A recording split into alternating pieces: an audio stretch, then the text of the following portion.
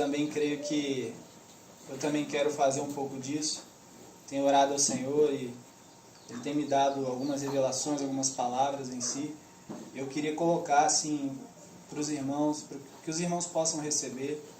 É uma palavra simples, curta, mas eu creio que tem muito de Deus. E eu creio que os irmãos vão poder beber muito. Eu até já havia compartilhado com alguns dos irmãos que já estavam aqui da última vez, mas tinham poucos. Então acredito que vai ser bênção a gente estar compartilhando. Mas antes eu queria que a gente abrisse lá em Romanos 1, Romanos capítulo 1, que eu gostaria de ler um texto, que quase todas as vezes que eu compartilho, eu sempre me lembro desse versículo. Romanos capítulo 1, a gente pode ler o versículo 16. Paulo aqui em Romanos, ele está nesse primeiro capítulo, ele faz a apresentação dele. Romanos é um livro que ele se propõe a explicar o Evangelho, do que se trata o Evangelho.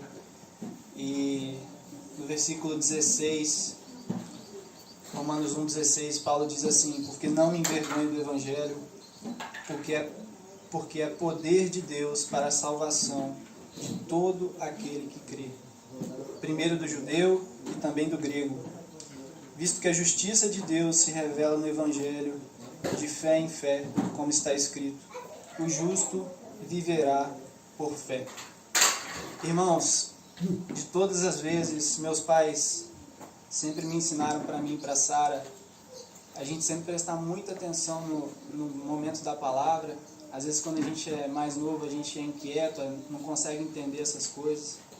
Mas de fato, as nossas vidas, por mais que os atributos que o Lauro comentou ontem, da oração, da comunhão, a nossa vida, irmãos, ela não é transformada a não ser pela palavra de Deus. Obviamente, oração e a comunhão, o jejum também, isso também transforma. Mas eu estou dizendo que se houvesse oração, se houvesse comunhão e não houver palavra, não tem firmamento, não tem fundamento. Então, se tem uma coisa aqui que, como o Lauro falou, transforma a nossa vida, é baseado na palavra. Então, muitas vezes nós nos lidamos com situações na nossa vida que a gente não sabe como mudar. Parece que algumas coisas não mudam. Parece que algumas coisas sempre vêm e vão, anos e anos se repetindo. As coisas não se diferenciam. Parece que é sempre a mesma coisa. Mas, irmãos, a palavra de Deus, ela traz esse renovo, essa transformação, e ela muda a nossa mentalidade. Amém. Que é isso que a gente vai falar um pouquinho hoje. No Salmo 119, que fala muito sobre a palavra de Deus, tem um versículo que me toca muito, que eu acho que é o versículo 96, que ele fala que, Davi fala que: tenho visto que toda perfeição tem seu limite, mas a tua palavra é amplíssima, a tua palavra não tem fim. Irmãos, não existe perfeição nessa terra, tudo que olharmos vai ser imperfeito. É claro, a gente vai falar um pouquinho, as coisas que Deus fez, lá em Gênesis 1, ele mesmo, 3 aliás, ele mesmo fala que as coisas são boas, tudo que Deus fez era bom. Mas neste mundo, por causa do pecado de Adão, muitas coisas se corromperam, se não todas. E por conta disso, Deus ele nos deixou a sua palavra para que a gente pudesse ter uma amostra do que é eternidade e daquilo que é perfeito. Então, na palavra de Deus, a gente consegue enxergar uma perfeição, irmãos. Que em tudo que a palavra nos ensina, não há nada nessa terra que possa se comparar. Não há filosofia, não há sabedoria humana. Tudo na palavra é transformador. Amém. Não existe Amém. Nada na palavra que não nos mude, que não nos transforme. E aqui, como o próprio texto diz, nós precisamos crer para isso. Então, eu quis trazer esse peso para os irmãos, porque como eu mesmo falei, quando eu era mais novo, às vezes eu não entendia, ou às vezes não dava muito caso. Mas, irmãos, a palavra é um momento precioso, irmãos. A palavra é um momento que a gente pode beber de Deus. E é justamente nesse momento que às vezes as distrações batem mais forte, que o cansaço bate mais forte. A gente trabalha o dia todo, às vezes tem que ler coisas e não dorme, mas quando vai ler a palavra, quando vai escutar uma palavra, parece que o cansaço bate de uma forma, irmãos. Isso já aconteceu com vocês ou só comigo? Acho que sim, né? Irmãos, isso é espiritual, porque o inimigo se aproveita e sabe que esse é o momento, irmãos, chave, quando a gente se volta para a palavra e crê na palavra, não a palavra do Pedro, não a palavra do Lauro, do Jeremias, a palavra do Senhor, irmãos. Isso tem um efeito na nossa vida que não tem nada que possa segurar. Então o inimigo, ele quer roubar esse tempo nosso. Eu tenho, com a Natália agora, a gente tem vivido uma vida muito corrida, como alguns dos irmãos também eu sei que tem. Mas, irmãos, no final de semana, por mais que a gente esteja cansado, a gente tem entendido a importância da gente estar em comunhão na palavra, com os irmãos. Porque se a gente não aproveitar o final de semana, às vezes a gente passa a semana sem essa comunhão, sem esse relacionamento que a gente pode provar mais do Senhor. Então, irmãos, cada momento é precioso. E aqui a gente vai aprender e falar um pouquinho hoje a se contentar com aquilo que a gente tem, porque nós já temos aquilo que é perfeito, que é a palavra de Deus. Então, se tivesse aquela costela ali ou não tivesse, glória a Deus. Se hoje não tivesse comida, hoje fosse jejum, glória a Deus. Se tivesse chovendo, glória a Deus. Está calor, glória a Deus, irmãos. Ah, foi muito difícil chegar aqui. Ah, estou com dor, não estou. Glória a Deus, irmãos. Porque tudo é do Senhor. Tudo é perfeito. O Senhor sabe de todas as coisas. Amém. A palavra diz que todas as coisas cooperam para o bem daqueles que amam a Deus. Então, irmãos, nós temos que descansar o nosso coração. E caminho segundo o seu propósito. Obrigado.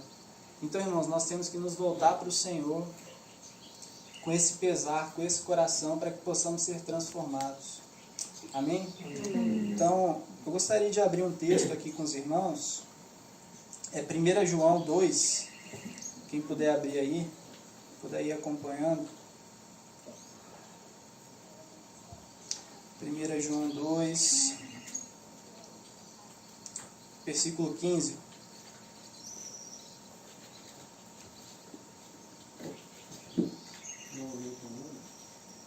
Isso.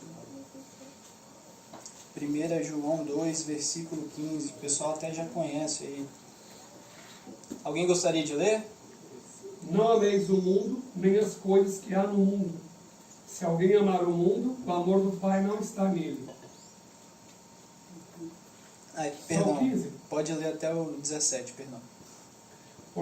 16. Porque tudo que há no mundo, a concupiscência da carne, a concupiscência dos olhos e a soberba da vida, não procede do Pai, mas procede do mundo. Ora, o mundo passa, bem como a sua concupiscência. Aquele, porém, que faz a vontade de Deus, permanece eternamente. Amém. Então, irmãos, a gente pode ver aqui nesse texto claramente que tudo que há no mundo, que tudo que há visivelmente nesse mundo, em que podemos nos apegar, é concupiscência da carne, concupiscência dos olhos e a soberba da vida. Por isso aqui em João ele nos orienta a não amarmos o mundo. Porque se alguém ama o mundo, o amor do Pai não está nele. E a palavra também diz no versículo 17 que o mundo passa. Passará o céu e a terra, mas as minhas palavras não passarão. Então tudo nesse mundo, irmãos, se resume a esses 3 pontos aqui no versículo 16. E nós podemos observar que, eu posso dizer que praticamente todas as situações de pecado na Bíblia foram por motivos de algum desses 3 pontos. A concupiscência da carne, a concupiscência dos olhos e a soberba da vida. Assim como também na nossa própria vida, qualquer coisa, qualquer pecado que a gente porventura venha a cometer ou está cometendo na nossa vida, e aqui em João mesmo, se os irmãos lerem a carta, ele nos adverte que nós não podemos dizer que não temos pecado. Não é verdade? Quem aqui pode afirmar que não tem pecado? Todos nós temos. Que apesar de sermos resgatados nas águas do batismo, apesar do Senhor nos trazer, nos resgatar do império das trevas, O velho homem ainda habita em nós. Né? Tem uma frase muito engraçada, eu acho, do Martinho Lutero, que ele fala que eu afundei o velho homem nas águas do batismo, mas eu descobri que o danado sabia nadar. Então, vez ou outra, irmãos, nós somos levados por esse velho homem, e nem sempre é tão fácil aqui viver no espírito, como a gente talvez está vivendo aqui agora. Né? Esse cheirinho dessa carne aqui, tô brincando. Então, a gente, no dia a dia, é muito difícil que a gente viva em espírito, mas é possível, irmãos. O Senhor tem ensinado muitos irmãos a isso. Eu tenho aprendido isso aos poucos com o Senhor. E é um exercício que todos nós devemos buscar. Porque tudo que há no mundo se resume à concupiscência. O que é concupiscência? Concupiscência, existem algumas traduções, existem algumas, algumas palavras que poderiam ser sinônimos aí, e talvez uma que talvez mais se assemelhe aí, talvez se alguém quiser complementar o que eu vou falar, pode ficar à vontade, é a palavra cobiça. Então, um dos 10 mandamentos é não cobiçarás. E esse talvez seja o mandamento mais difícil ali da gente estar cumprindo, porque é um pecado que todos nós, dia a dia, somos tentados pela nossa própria cobiça. E isso lá, a palavra nos fala um pouquinho disso lá em Tiago. Que ninguém pode dizer que é tentado por Deus. Lá em Tiago, capítulo 2, se eu não me engano. 2? Enfim, depois eu posso abrir aqui. Deixa eu ver que eu acho que eu tenho anotado. Eu acho importante a gente abrir esse texto. Vamos abrir lá em Tiago.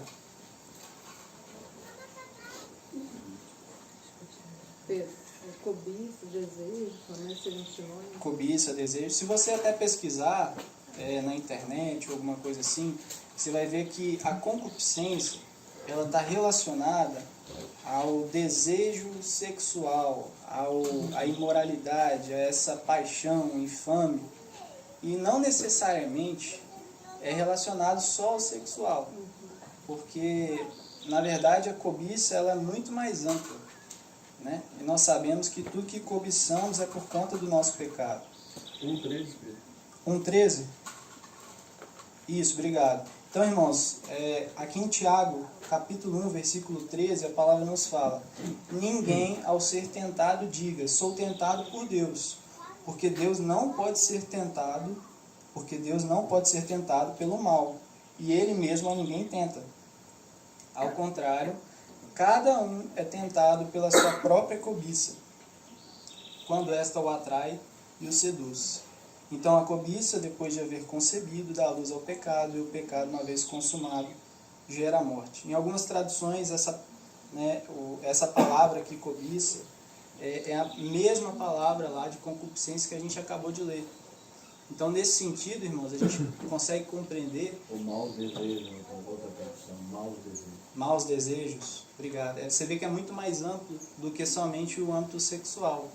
Então, irmãos, nós podemos observar que tudo na nossa vida, todo pecado, ele é levado ou por um desejo carnal, às vezes, talvez, pode ser relacionado sim ao sexual. Nós sabemos que tem muita imoralidade e é um pecado difícil de ser lidado para qualquer um, homem, mulher, velho, criança. Pode ser ligado à preguiça, por exemplo. Às vezes a gente se esforça para tanta coisa, mas chega para ler uma palavra, chega para orar ao Senhor, simplesmente não tem força.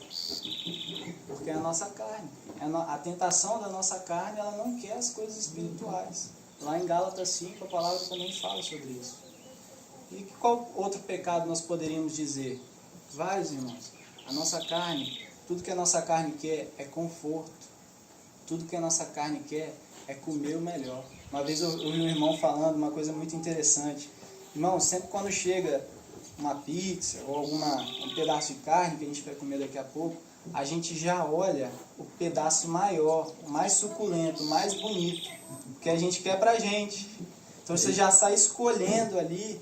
Não está errado, a nossa carne, ela quer isso. O problema, irmãos, é quando isso começa a se tornar frente na nossa vida, começa a se tornar, talvez ali, o que vai guiar a nossa vida, e a gente dominar a nossa vida, e a gente esquece que existem outros irmãos que também precisam ser servidos, a gente esquece que muitas vezes se você comer, um vai deixar de comer.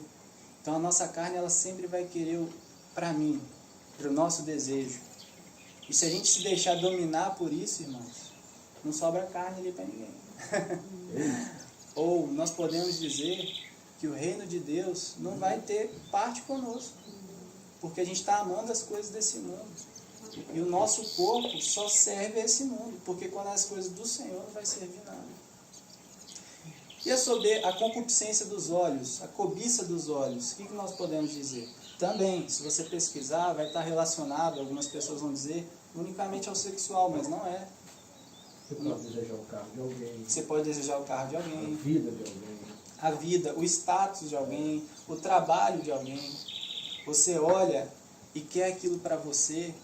Irmãos, almejar é uma coisa, cobiçar é outra. Poxa, que legal, o irmão tem o carro tal.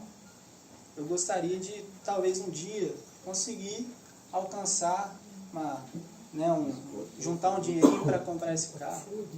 Almejar é uma coisa. Cobiçar é, eu quero aquele carro para mim. Então isso não é certo, irmãos. A palavra diz, desde lá do Antigo Testamento, não cobiçarás. E o Senhor tem nos ensinado sobre isso, porque o Senhor, Ele quer que, quando estejamos reunidos, lá em Filipenses 2, a palavra diz que devemos nos considerar inferiores uns aos outros. Então, no reino de Deus, não é todo mundo aqui, no mesmo lugar. Tem gente que diz, não, o reino de Deus é igual ao comunismo, o reino de Deus é todo mundo igual. Não é assim, irmãos. É pior. No reino de Deus, eu olho para todos vocês, eu sei que eu sou menor. Assim como vocês olharem para mim ou para todos os outros, vocês têm que se considerar inferiores, servos uns dos outros. E é aí, irmãos, que o mundo não consegue compreender, onde o reino de Deus ele atua nas nossas vidas.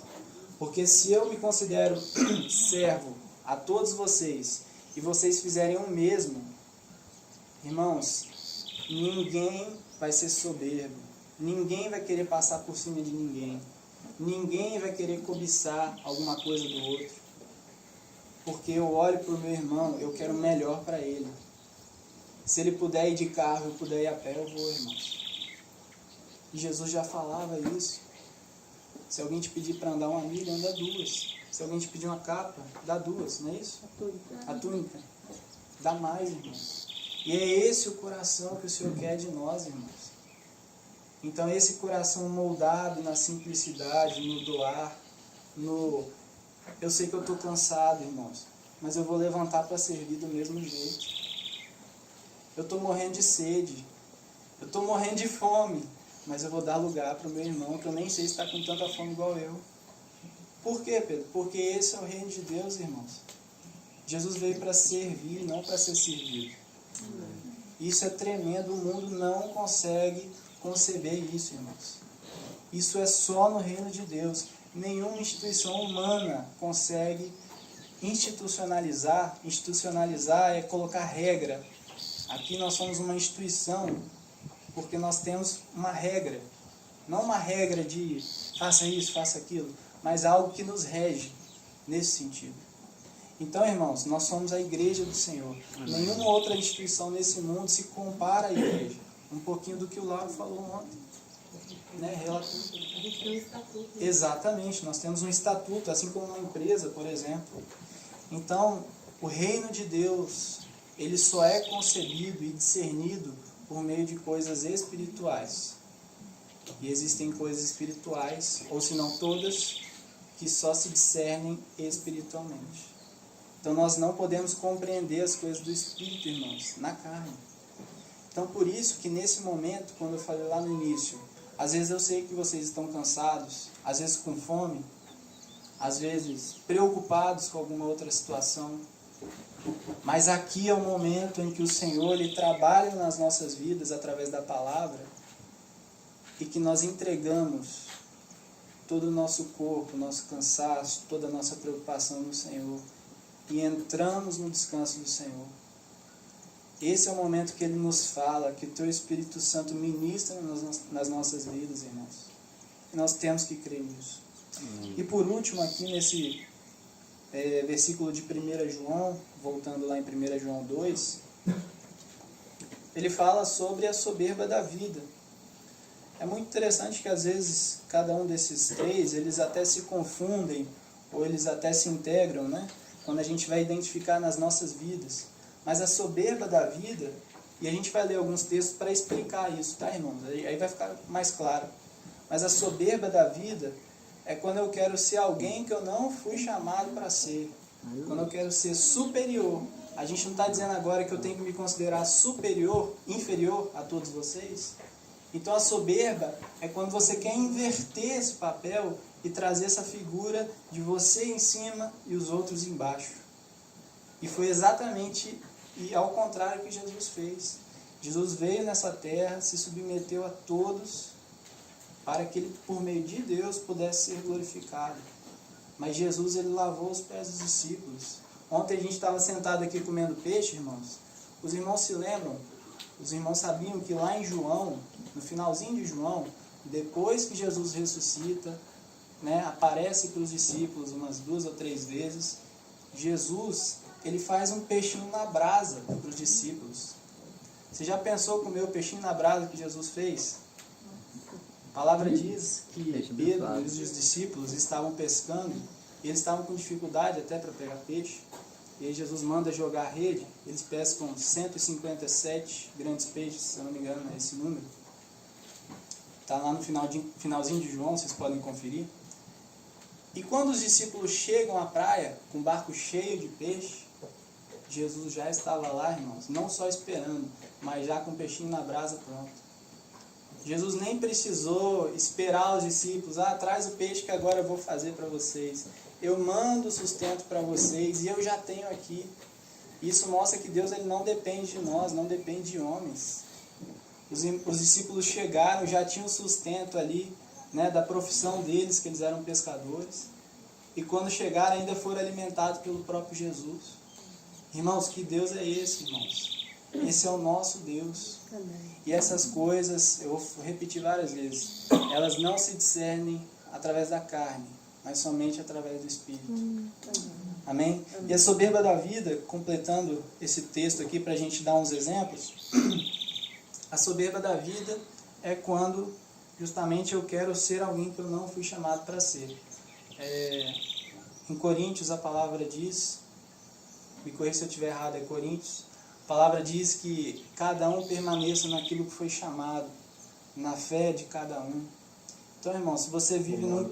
Romanos 12 fala, cada um não pense de si além do que convém. Exato, perdão. É Romanos mesmo, obrigado. É 12:3, se você quiser anotar aí. Vamos abrir então? Para a gente ler com calma? Conferir aqui para...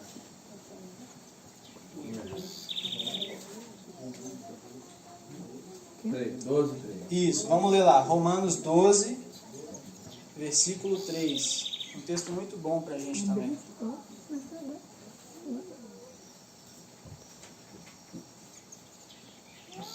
Romanos 12, versículo 3.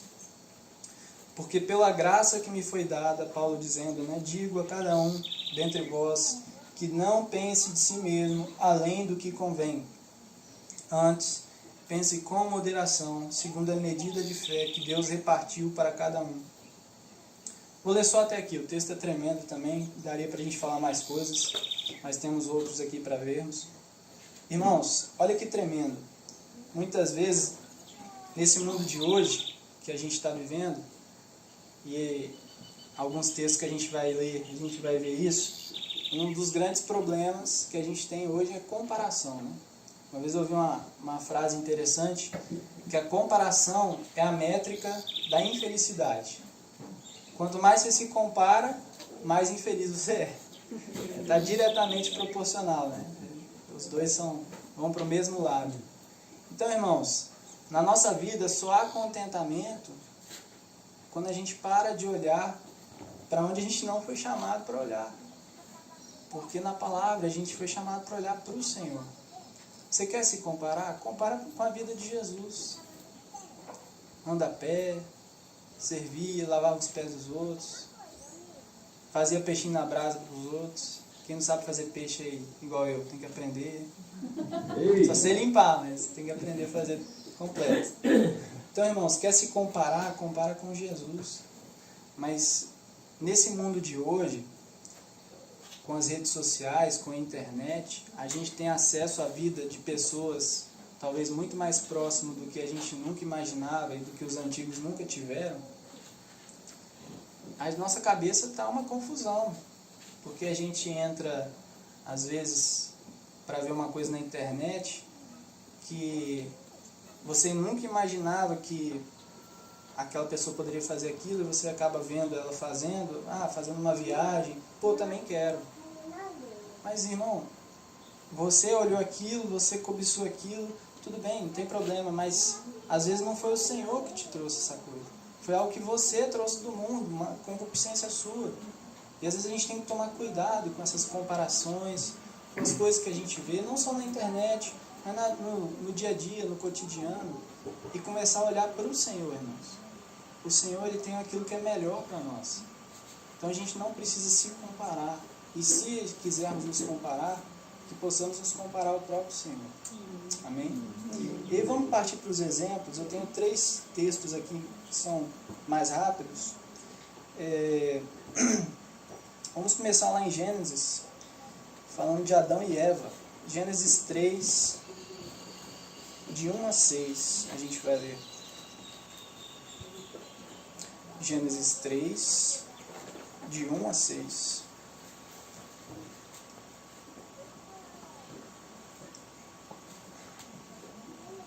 Quer que eu leia, Pedro? Eu posso ler aqui, eu acho. Vamos lá. Mas a serpente, mais sagaz que todos os animais selváticos que o Senhor Deus tinha feito.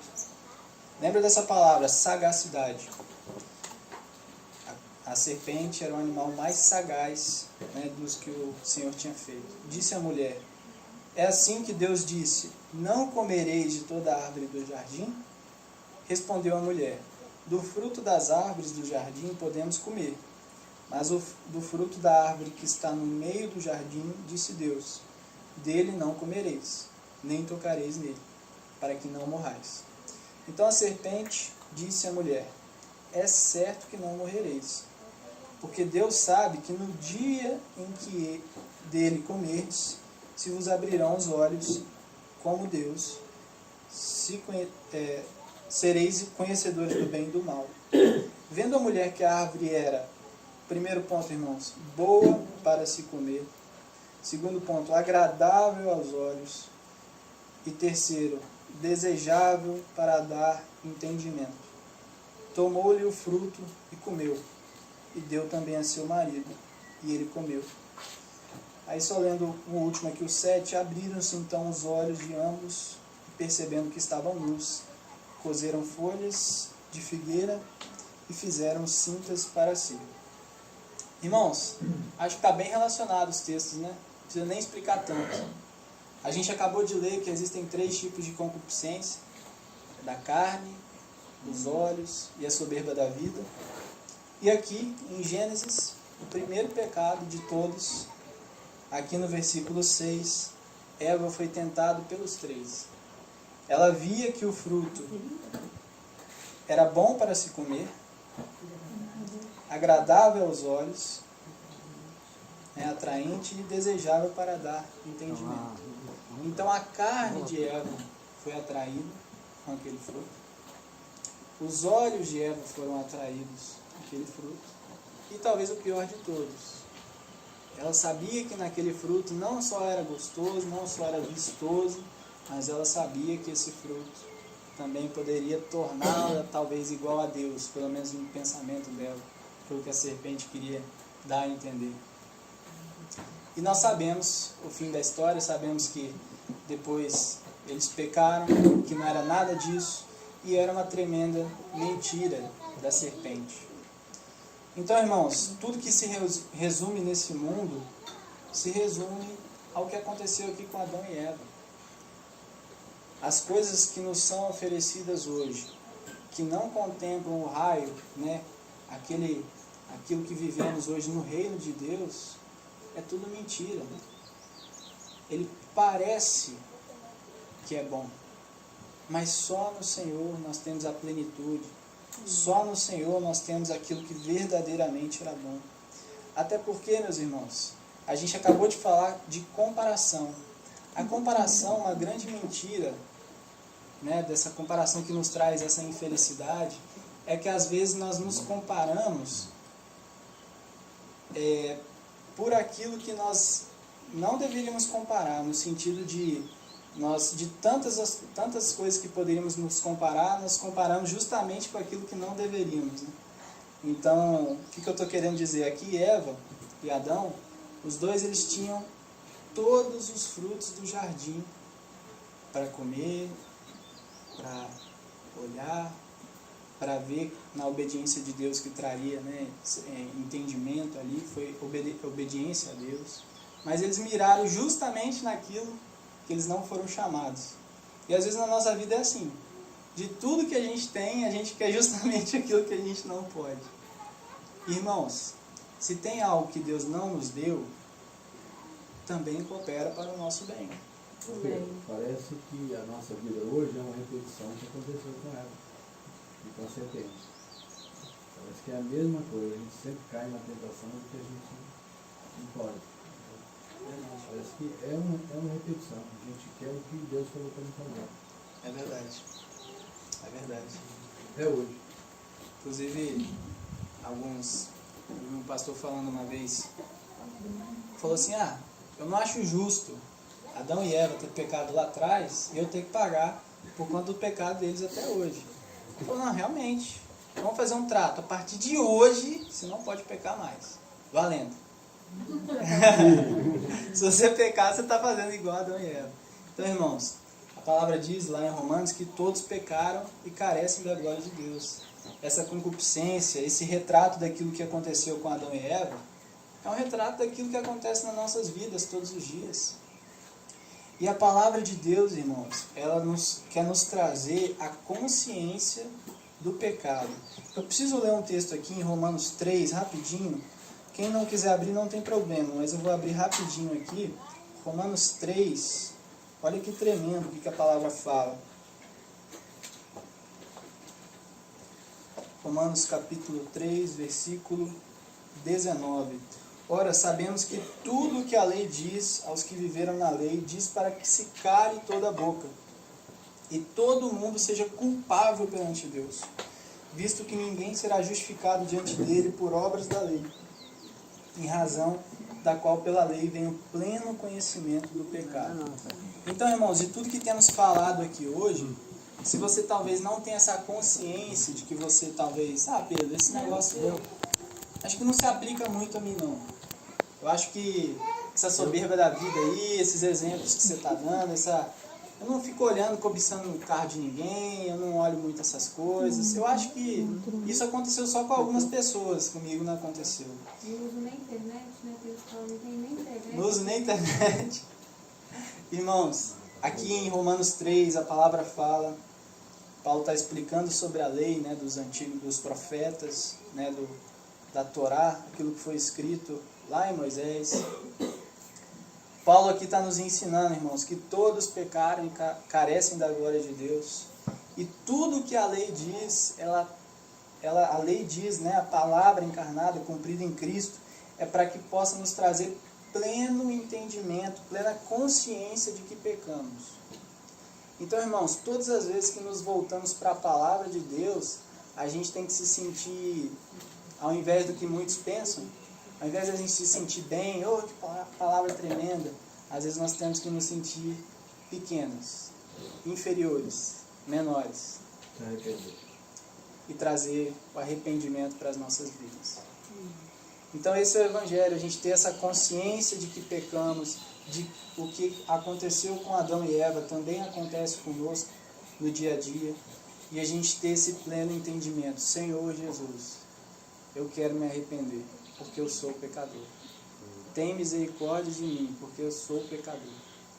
Se tudo que temos compartilhado aqui hoje, irmãos, for apenas para ser algo bonito, vistoso, que legal, depois a gente vai comer, glória a Deus. Mas, irmãos, se essa palavra não trazer entendimento de que eu sou pecador, de que eu sou inferior, de que eu tenho olhado para o mundo e muitas vezes pecado, amando as coisas desse mundo, a gente não está lendo, não está interpretando a palavra da melhor forma. A palavra tem que nos trazer esse arrependimento. E quais outros exemplos poderíamos dar na Bíblia de homens de Deus que também passaram por essa situação que passamos?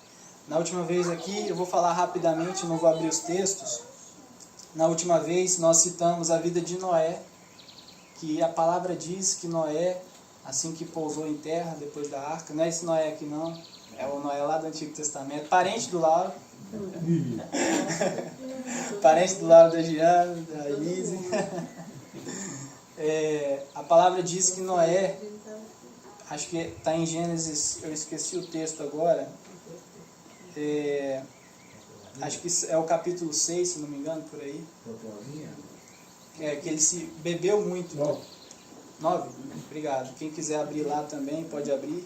Mas eu vou falar rapidamente, porque eu vou focar mais nos outros textos. A palavra diz lá em Gênesis 9, que Noé plantou uma vinha e alguns textos falam, bebeu muito vinho. Outros textos falam, embebedou-se. Eu não quero entrar nessa seara. Talvez se você tem entendimento para beber, beba com moderação, né, com virtude, sem pecar. Se você também não tem entendimento, não peque, não beba. Mas aqui nós sabemos que Noé, que era um costume dos homens da época de beber vinho, isso era comum, Noé plantou uma vinha, mas a palavra ela deixa bem claro, irmãos, que Noé bebeu muito vinho. Noé embebedou-se.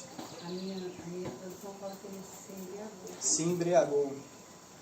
Então, irmãos, a palavra eu acho que ela é bem clara, e aqui ela está dizendo que Noé foi tentado pela soberba, né, a concupiscência da carne, perdão.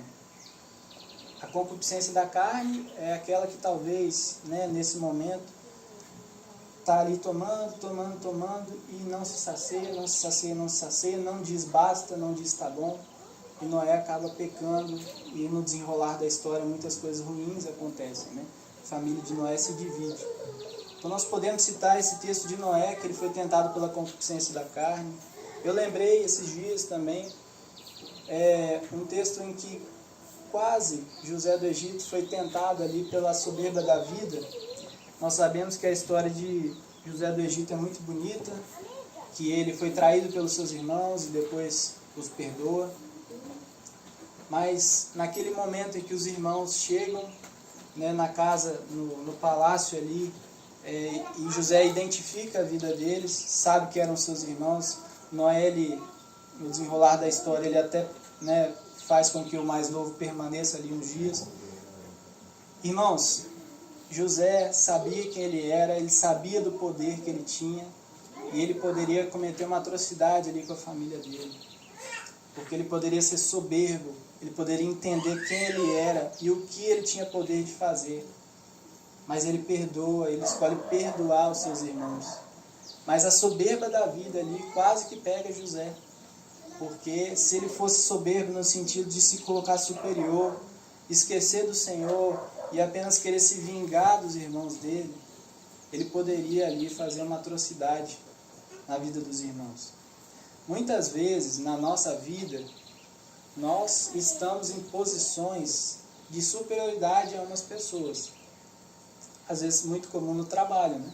Às vezes tem uma pessoa, né, que está aprendendo com você, uma pessoa que às vezes é um funcionário seu, alguma coisa do tipo. E às vezes nós podemos nos ensoberbecer, pensando que apesar de estarmos nessa posição, somos alguma coisa e podemos alguma coisa. E nesse momento nós também temos que nos submeter ao Senhor, entendendo que nós somos servos de Cristo, independente da posição que estamos nesse mundo. E outro texto que eu gostaria de ler com os irmãos, eu citei Noé, citei aqui também José do Egito. A gente vai ler em 2 Samuel 11, vai falar um pouquinho sobre Davi. Davi, nós sabemos que era um homem segundo o coração de Deus. Um homem que foi um marco ali na história cristã, um rei que buscou muito ao Senhor, mas que também errou, que também pecou, também cometeu atrocidades e se arrependeu no Senhor. 2 Samuel, capítulo 11, versículo 1. Olha como é que o texto fala, irmãos.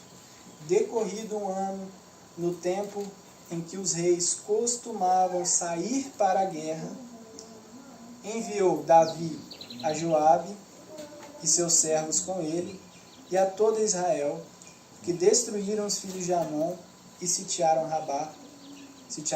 Porém, Davi ficou em Jerusalém. Então, no versículo 1, a gente entende que era um tempo em que os reis estavam saindo para a guerra. Isso era um costume comum de se acontecer.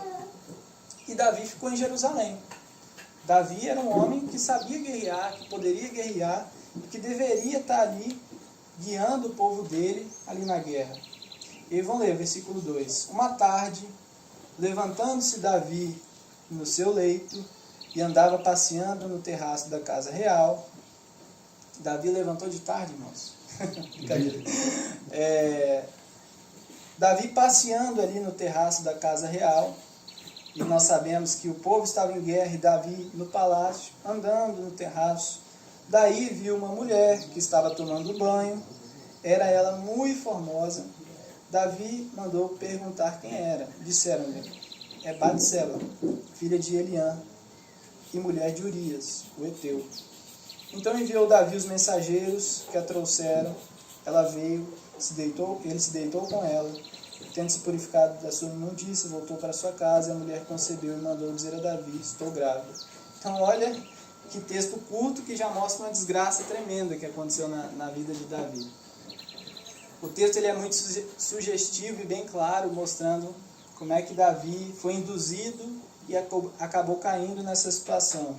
Para começar, Davi ele não deveria estar ali de forma ociosa.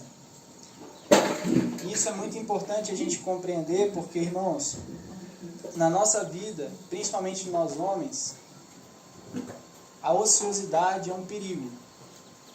A minha rotina é super corrida, mas eu sei que o melhor jeito de eu preencher meu tempo é assim. Se eu ficar ocioso, eu vou perder tempo e coisa boa não vai sair. É o que os antigos falavam, mente vazia, oficina do diabo. Então nós homens precisamos preencher o nosso tempo e entender aquilo que fomos chamados e nos empenhar nisso. Às vezes seja no trabalho, seja no Senhor, buscando às vezes o dom que Deus nos deu, ou que Deus ele quer desenvolver em nós. E Davi aqui era um rei que deveria estar na guerra. O texto mostra claramente isso, e Davi não estava. Por quê? Não sei. Mas aqui muitas vezes Davi talvez estava querendo curtir uma preguiça, queria descansar um pouquinho, estava ali com a carne cansada, hoje eu não vou para a guerra não, estou cansado. Irmão, não é assim.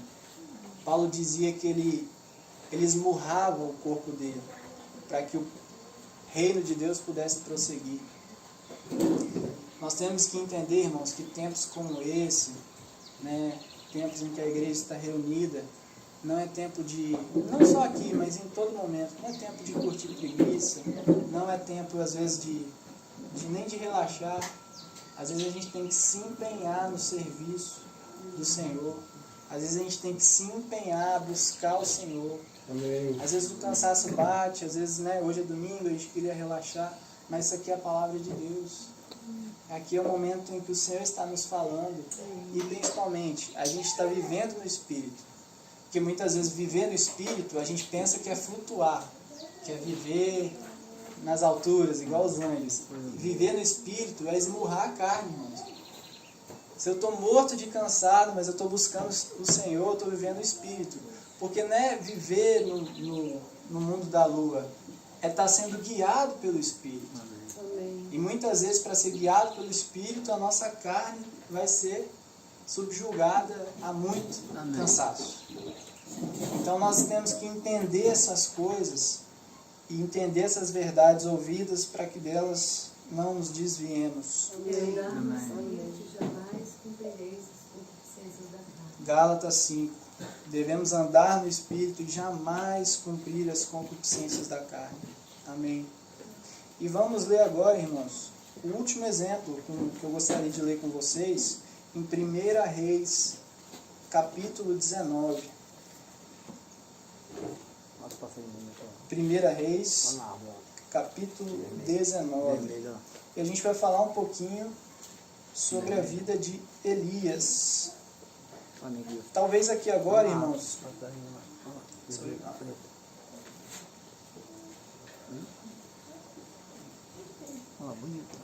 esse texto aqui, irmãos, a gente vai ler o 1 Reis 19 até o versículo 18. É um texto que fala um pouquinho do que Elias passou. Eu vou contextualizar para os irmãos.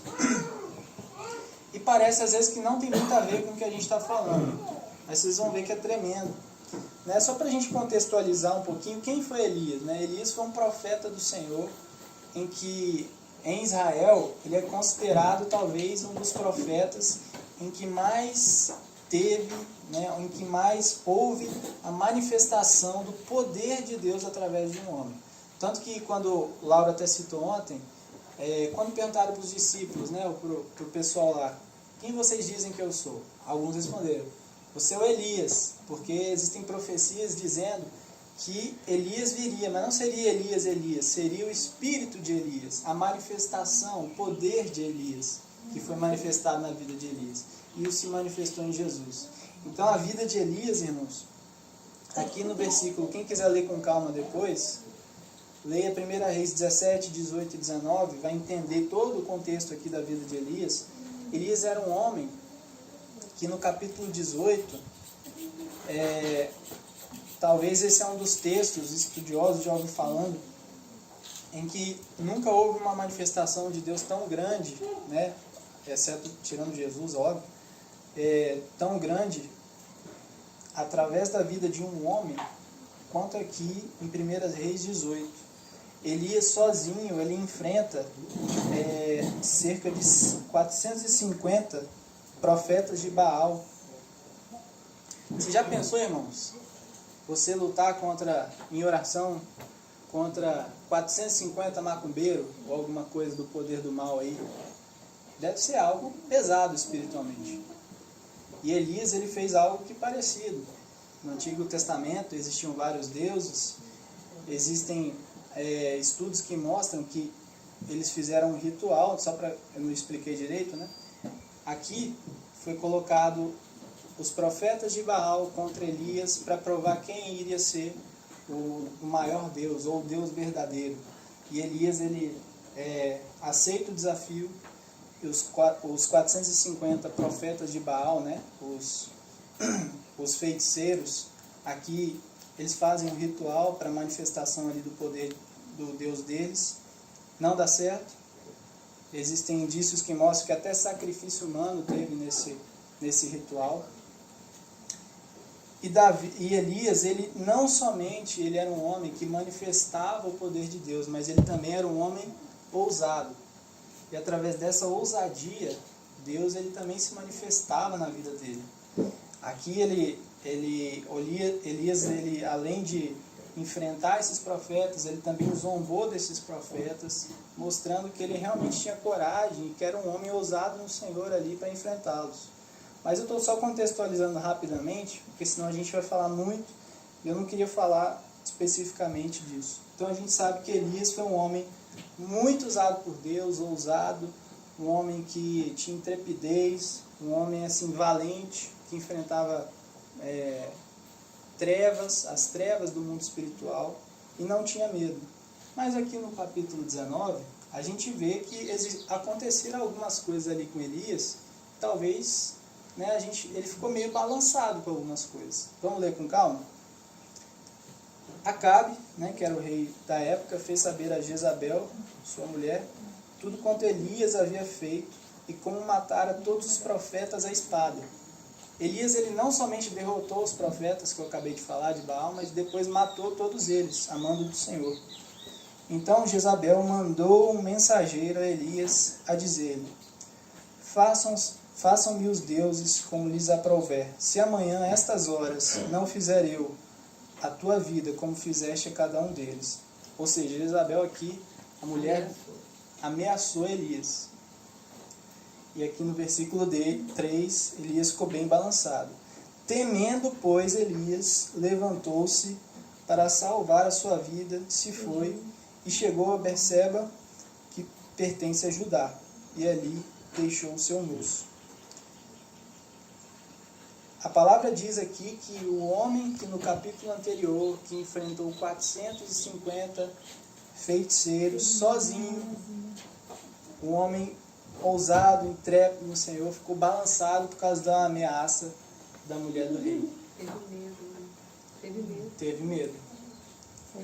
Então aqui, irmãos, a palavra, depois eu quero que vocês leiam com calma, mas a palavra ela não deixa explicitamente, claramente, o motivo de Elias ter ficado tão balançado assim. Existem estudos, né, que mostram que Elias era um homem muito de altos e baixos, e era um homem que às vezes era instável, em alguns momentos manifestava muita ousadia, muito poder, mas às vezes ficava muito para baixo. Era talvez aí bem bipolar, digamos assim. No versículo 4, ele mesmo, porém, se foi ao deserto a caminho de um dia e veio e se assentou debaixo de um zimbro, né, uma árvore com muita sombra, e pediu para si a morte. Ele não só ficou com medo, ele pediu para morrer. Irmãos, nem parece o homem que a gente acabou de falar no capítulo anterior.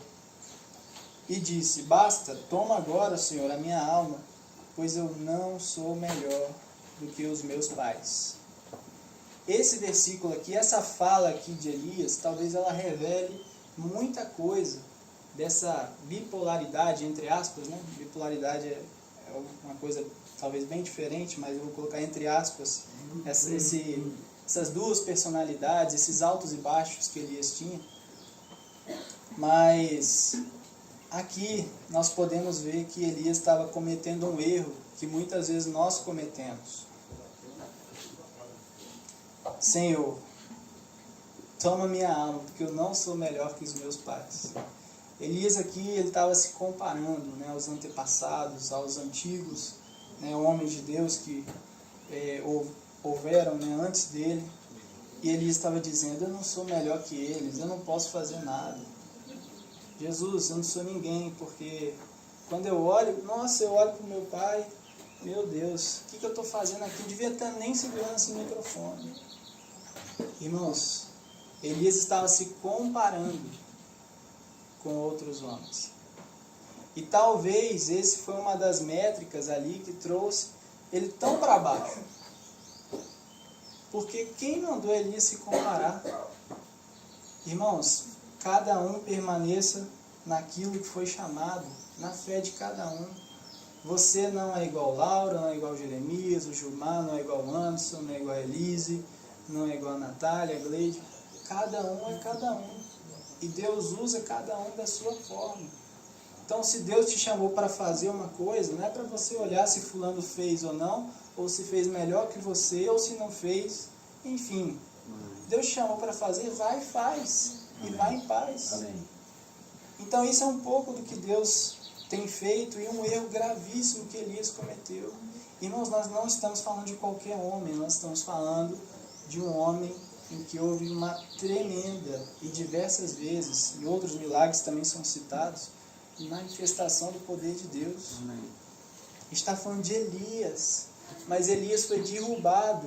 O texto não deixa muito explícito, mas talvez um dos motivos pelos quais Elias foi derrubado, esse homem de Deus foi derrubado, foi por conta de comparação, irmãos. Quanto mais nós, o Senhor tem misericórdia.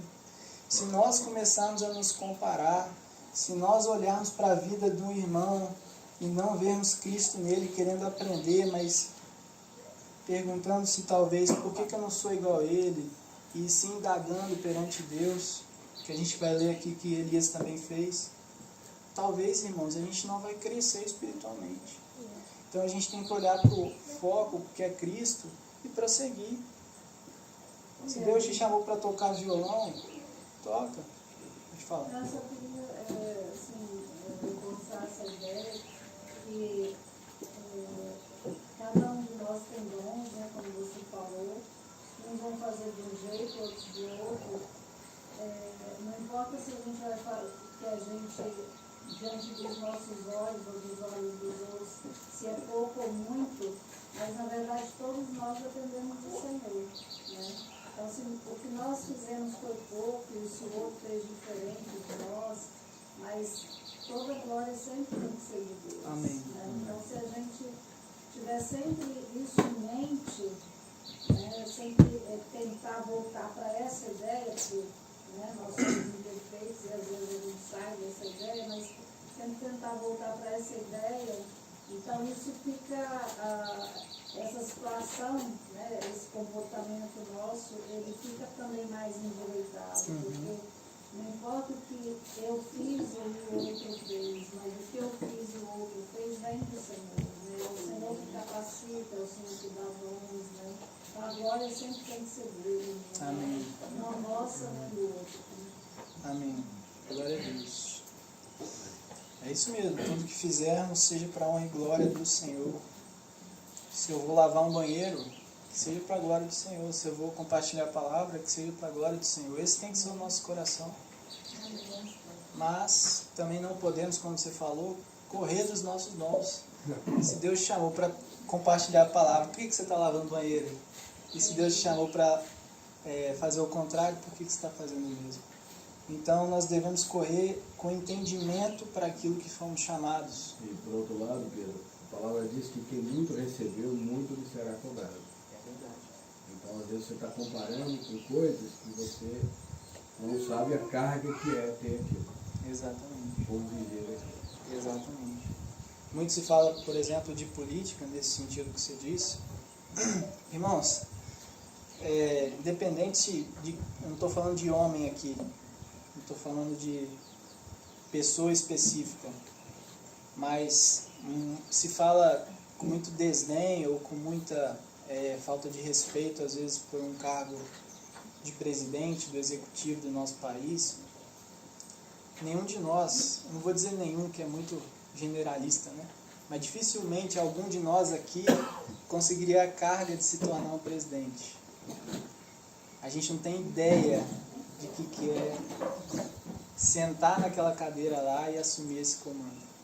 Então a gente tem que ter muito temor e muito respeito quando a gente tem esse entendimento. Como o Lauro falou, cada um foi dado uma porção. Se Deus te deu uma porção, você tem que cuidar com zelo dessa porção. E às vezes a gente está se comparando com quem não deveríamos. Talvez com alguém que recebeu muito mais porção ou uma porção diferente da sua. E essa comparação vai ficar desigual. Não vai dar certo. Elias aqui estava se comparando com os antepassados, né, os outros homens de Deus, os pais da fé que existiram, e dizendo que ele não era melhor. Mas, irmãos, era outra época, era outro tempo, eram outras pessoas, outras situações, outros reis daquela época. Elias estava sendo chamado ali, para aquele momento, e ele estava fazendo muito bem o que ele fazia, mas ele quis olhar para o lado, perdeu o foco e permaneceu assim. Então vamos continuar. Não, estou dando amém. Amém. Vamos continuar o texto então, irmãos, que é muito interessante, tem mais coisa aqui que Deus quer nos falar. No versículo 5, 1 Reis 19, 5. Deitou e dormiu debaixo de um zimbro, e eis que um anjo o tocou e lhe disse: levanta-te e come. Aqui a gente vê a fidelidade de Deus, mesmo Elias sendo, totalmente ignorando tudo aquilo que Deus tinha feito na vida dele. Deus ainda enviou um anjo. No versículo 6, olhou ele e viu junto à cabeceira um pão cozido sobre as pedras em brasa e uma botija de água. Comeu e bebeu e tornou a dormir. A gente vê que mesmo nesse momento de instabilidade emocional, talvez digamos assim, na vida de Elias, em que ele começou a se comparar e começou a ficar para baixo, Deus ele ainda foi fiel e ainda cuidou da vida de Elias. Então Deus ele continua nos amando mesmo nos nossos altos e baixos. Versículo 7. Depois de ele ter dormido de novo, depois de ter comido, voltou a segunda vez um anjo, tocou e lhe disse: levanta-te e come, porque o caminho te será sobremodo longo. Levantou-se, pois, comeu e bebeu de novo, e com aquela força daquela comida caminhou 40 dias e 40 noites, até Horebe, o monte de Deus. Ali entrou numa caverna onde passou a noite. E eis que lhe veio a palavra do Senhor, e lhe disse: que fazeis aqui, Elias? E ele respondeu: bateu no peito, tenho sido zeloso pelo Senhor, Deus dos exércitos, porque os filhos de Israel deixaram a tua aliança, derribaram os teus altares e mataram os teus profetas à espada. E eu fiquei só e procuro me tirar a vida. Nesse primeiro momento, quando Deus aqui pergunta: Elias, o que você está fazendo aí? Depois de ele ter caminhado 40 dias e 40 noites. Deus estava fazendo uma pergunta muito mais profunda de o que você está fazendo aí no Monte Horebe. Ele está fazendo uma pergunta de o que você está pensando, onde que você está com a sua cabeça, o que você está fazendo da vida. E nesse primeiro momento, depois que Elias expõe: Senhor, eu tenho sido zeloso pelo Senhor. Todo mundo morreu, aí só ficou eu. Só eu que te sirvo. Só eu que sou zeloso pelo Senhor. Só tem eu. Eu sou o... Ele só não falou dessa forma, né? Mas eu sou o único aqui que honra o nome do Senhor. E aí no versículo 11, Deus ele responde dessa primeira vez de uma forma. Disse-lhe Deus: sai e ponte neste monte perante o Senhor. E eis que passava o Senhor, e um grande e forte vento fendia os montes e despedaçava as penhas diante do Senhor. Porém o Senhor não estava no vento. Depois do vento, um terremoto, mas o Senhor não estava no terremoto. Depois de um terremoto, um fogo, mas o Senhor não estava no fogo. Irmãos, talvez aqui Elias ele estava presenciando diversos eventos sobrenaturais, não, surpreendentes, né, da natureza. Estava vendo fenômenos, essa é a palavra correta, fenômenos naturais incríveis, né? Terremoto, o vento despedaçando as penhas. Devia ser algo, talvez, digamos, assustador, algo que a gente ficaria até com medo. Mas a palavra diz que o Senhor não estava nisso tudo. Então, irmãos, nesses eventos surpreendentes, nesse vento forte, nessa demonstração de poder através dos elementos naturais, a palavra diz que Deus não estava nisso. E olha lá no finalzinho do versículo 12. E depois do fogo, um ciclo tranquilo e suave. Ouvindo Elias, envolveu o rosto em seu manto, e saindo, pôs-se à entrada da caverna. Eis que lhe veio uma voz e disse: o que fazes aqui, Elias? Irmãos, depois disso tudo, desses fenômenos naturais, vem um ciclo tranquilo e suave, talvez igual a gente está aqui agora. E Davi, ele temeu o Senhor de forma que colocou... Elias colocou o seu rosto em um manto, porque ali estava a manifestação do poder de Deus. Então, na nossa vida, talvez aqui, Deus está começando a mostrar para Elias que não é se comparar com o grande, que não é ficar se medindo por tanto, mas às vezes ser simples. E talvez nessa simplicidade, a gente vai manifestar o poder de Deus da forma mais tremenda do que a gente imagina. Vamos continuar, tem mais coisa. 14, e ele respondeu: tenho sido, novamente, Deus pergunta para Elias e ele responde a mesma coisa. Tenho sido em extremo zeloso pelo Senhor, Deus dos exércitos, porque os filhos de Israel deixaram a tua aliança, derribaram os altares e mataram os teus profetas à espada, e eu fiquei só, procuram me tirar a vida. Aqui no versículo 15, Deus começa a responder agora de uma forma diferente. Deus ele fala com Elias, e aqui a gente tem que prestar muita atenção. Em um primeiro momento, Deus diz, no versículo 15, vai e volta ao teu caminho para o deserto de Damasco, e chegando lá, unge a Azael, rei sobre a Síria. a Jeú, filho de Ninsi, ungirás rei sobre Israel, e também Eliseu, filho de Safate, de Abel Meolá, ungirás profeta em teu lugar. Irmãos, o que eu vou falar aqui talvez é até um pouco forte demais, eu não quero fazer uma afirmação tão veemente, mas Deus ele desqualificou Elias aqui nesse versículo, e talvez Deus ele encerrou o chamado de Elias, o ministério de Elias, porque Elias estava sendo soberbo. Pelo menos na interpretação de que eu tive, meditando nesse texto e orando, 2 vezes Deus pergunta para Elias: o que fazes aqui? E ele bate no peito e diz: eu tenho sido extremamente zeloso, todos morreram. Mas Deus ele não estava querendo essa resposta, até porque Deus pergunta 2 vezes. E aqui nessa resposta de Deus, no segundo momento, Deus ele primeiro fala o seguinte: eu tenho um último trabalho para você. Você vai lá na Síria, vai ungir um novo rei, vai ungir um novo rei de Israel também, e você vai ungir um novo profeta no teu lugar. E aí depois Eliseu dá continuidade.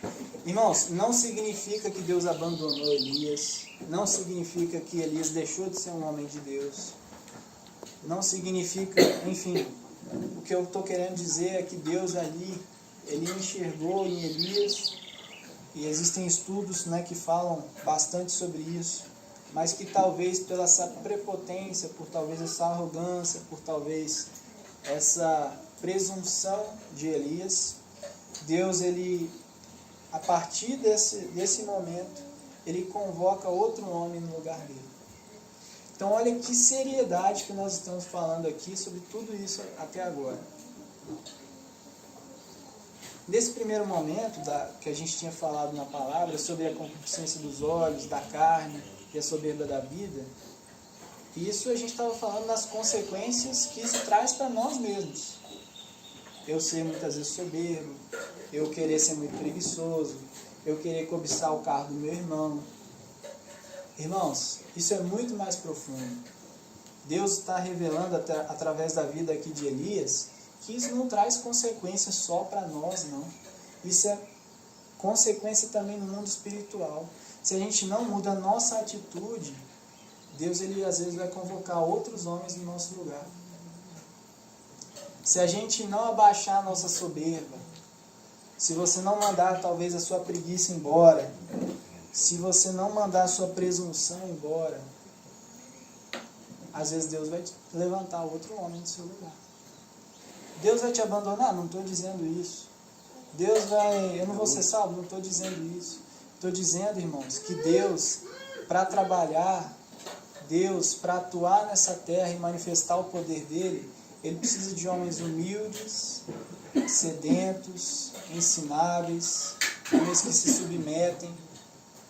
E se a gente for esse homem que bate no peito para dizer as coisas que a gente fez, Deus vai deixar de usar, de nos falar através de nós. Deus ele vai levantar outros homens. Então aqui na vida de Elias, irmãos, isso teve um efeito gravíssimo. E aí continuando, essa é a primeira parte da resposta de Deus.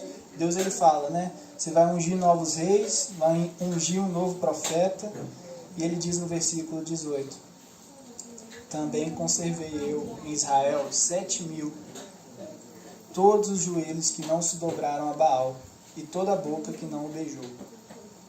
Enquanto Elias dizia 2 vezes: Senhor, sou só eu estou sozinho, eu sou o único, Senhor, olha como é que eu sou precioso, sou o único que honra o nome do Senhor, eu sou o único aqui que sou usado pelo Senhor, porque o resto todo mundo morreu, olha como é que eu sou especial. Deus falou assim: Elias, tem 7.000 que eu guardei para mim, que não dobraram os joelhos a Baal e que também não o beijaram.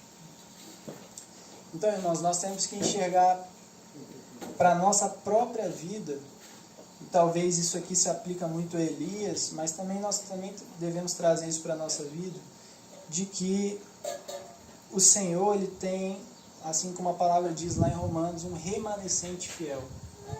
O Senhor ele tem os dele os que são guardados dele. E às vezes compete a nós entendermos se nós somos esses ou não, porque às vezes a gente se sente tão especial que a gente nem precisa trabalhar para o Senhor, a gente nem precisa se esforçar pelo Senhor. Eu sou tão bom, eu sou tão precioso para Deus que eu tô até de boa aqui na igreja. Não é assim, irmãos. Deus ele nos quer nos levar numa posição de submissão cada vez mais, a fim de, assim como Paulo, esmurrarmos o nosso corpo cada vez mais em prol do reino de Deus. E aqui talvez na vida de Elias, isso tudo que nós temos falado agora foi o que causou a ruína no ministério dele. Depois, os irmãos também conhecem, aqueles que não se recordam, podem continuar lendo. Elias, ele passa um tempo com Eliseu, depois ele é levado para o céu numa carruagem de fogo. Então o Senhor não abandonou Elias, só que eu estou querendo dizer é que o Senhor, se você quer ser um homem usado pelo Senhor, você precisa se submeter, se colocar numa situação de inferioridade, né, se considerar inferior e trabalhar, irmãos, em prol do reino de Deus.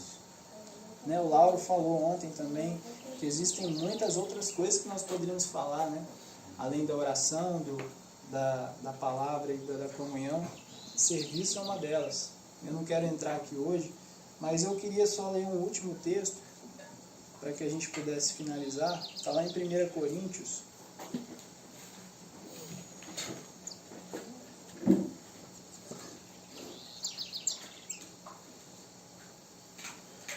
Segunda Coríntios,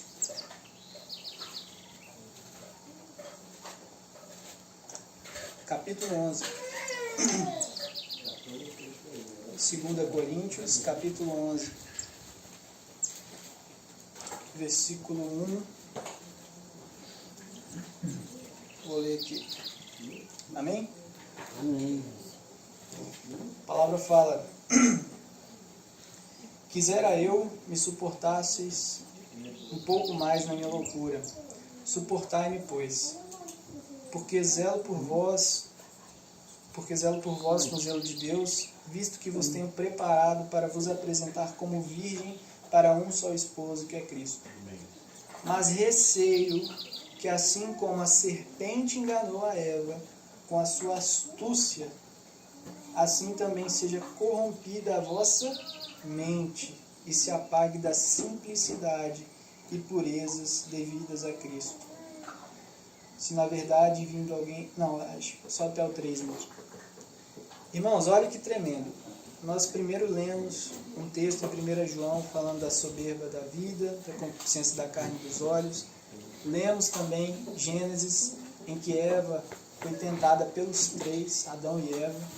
E aqui, em 2 Coríntios 11, Paulo está dizendo: irmãos, eu receio, eu temo, eu tenho um temor muito grande, que assim como a serpente enganou a Eva, vocês também têm uma mente corrompida. Como?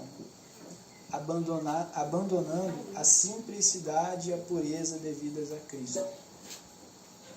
Então, geralmente, a gente estava falando de comparação, quando a gente se compara, a gente quer ser maior. A gente já está cometendo soberba aí. A gente queria ser superior ao que nós somos.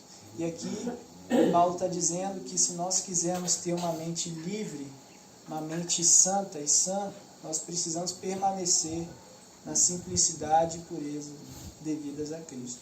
Simplicidade, os irmãos sabem, e eu vou reforçar, simplicidade não tem a ver com ser pobre ou ser rico. Simplicidade tem a ver com entender o seu chamado e se submeter e se colocar numa posição em que foi chamado. Não é uma questão de eu sou pobre, eu sou simples, eu sou rico, eu não sou. Vocês acham que Jesus era pobre? Quem acha que Jesus era pobre? Jesus não era pobre, irmãos, porque tudo pertencia a Ele, porque tudo foi dado pelo Pai por Ele. Jesus, ele poderia se tornar dono de todas essas coisas. Aliás, ele é, não estou dizendo, né, oferecido por Satanás, mas ele não escolheu isso, ele escolheu se submeter. Então essa simplicidade tem a ver com isso. E essa pureza, irmãos, a palavra nos diz que bem-aventurados os limpos de coração, porque verão a Deus. Então essa pureza tem a ver com que a gente não tenha a mente embaçada. Ontem a gente andando no carro, né, quase todo dia a gente tem que limpar o para-brisa. Porque se a gente não tiver com o vidro limpo, a gente não consegue enxergar. Na palavra é a mesma coisa. Se o nosso coração está cheio de comparação, está cheio de concupiscência carnal, está cheio de soberba, querendo ser quem você não foi chamado para ser, irmãos, seu para-brisa está sujo. Você não consegue ter essa pureza de enxergar Cristo. Então Deus ele tem nos falado que a pureza ela é muito maior do que se submeter. E eu queria ler outro texto aqui que eu lembrei agora também. Eu lembrei hoje de manhã. Aqui em 1 Coríntios, capítulo 7. Voltando um livro anterior, né? A gente estava em 2 Coríntios, vamos para 1 Coríntios, capítulo 7, versículo 29. Só para contextualizar, aqui Paulo está falando sobre casamento. E ele está dando uma série, né, de ensinamentos à igreja ali sobre o que era casamento, sobre as situações complicadas que tinha ali na igreja de Corinto.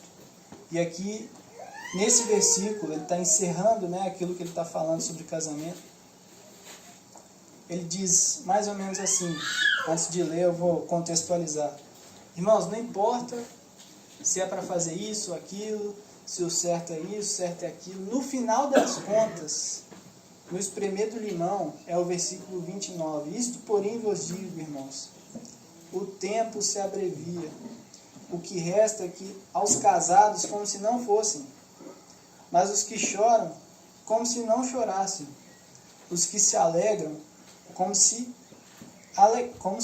não se alegrassem, e os que compram como se nada possuíssem, e aos que utilizam deste mundo como se dele não usassem, porque a aparência deste mundo passa. E o que eu quero, irmãos, o que eu realmente quero é que estejais livres de preocupações. E eu vou parar por aqui. Irmãos, Paulo estava querendo ensinar os irmãos daquilo que era mais importante. Porque às vezes os irmãos estavam tão preocupados ali se era para casar, se não era, se era para estar desse jeito, se não era, que não estavam enxergando aquilo que era mais importante. Então, como meu pai falou no início, antes do louvor, a comida, o tempo, o lazer, isso é um pretexto para a gente estar comendo o verdadeiro alimento espiritual, que é a palavra. Porque o principal está aqui. Então a gente tem esse entendimento. A gente tem esse entendimento de que, irmãos, se eu tenho ou se eu não tenho, se eu estou feliz ou se eu estou triste, se eu estou bem e passando por uma situação boa, não estou, eu estou casado, eu estou solteiro, eu estou dessa forma, não estou, irmãos, não importa. No fim das contas, Senhor, no fim das contas, todos nós prestaremos contas ao Senhor. Então nós precisamos entender o último texto que nós lemos. E eu queria parar por aqui, que nós devemos manter a nossa mente na simplicidade e pureza devidas a Cristo. Que não possamos nos comparar, assim como Elias fez. Que não possamos nos colocar numa posição de eu fiz, eu sei, só eu, Senhor, que te honro, só eu que faço isso, só eu que faço aquilo. Isso é soberbo. Que a gente possa se submeter ao Senhor entendendo quem é Ele e entendendo que Ele tem os guardados dele. Que a gente não possa ser, né, com tanta falta de sabedoria assim como foi Noé. Que tudo que façamos sejamos com moderação, se vamos beber, se vamos comer, que sempre possamos olhar para os irmãos, olhar as necessidades uns dos outros, dando lugar sempre e honrando não só os mais velhos, mas aqui no nosso meio a todos, porque nós consideramos todos superiores a nós mesmos.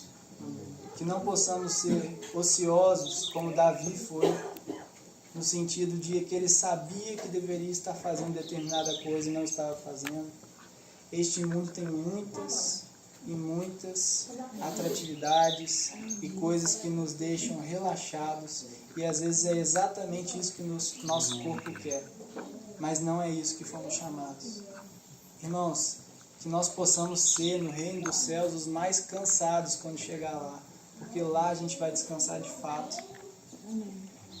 Que a gente tenha esse entendimento de que esse corpo, irmãos, é para servir o Senhor, e que a gente possa esmurrá-lo, que a gente possa submeter à servidão mesmo, uns aos outros, não descansando até que o Senhor venha, que a gente permaneça nesse coração.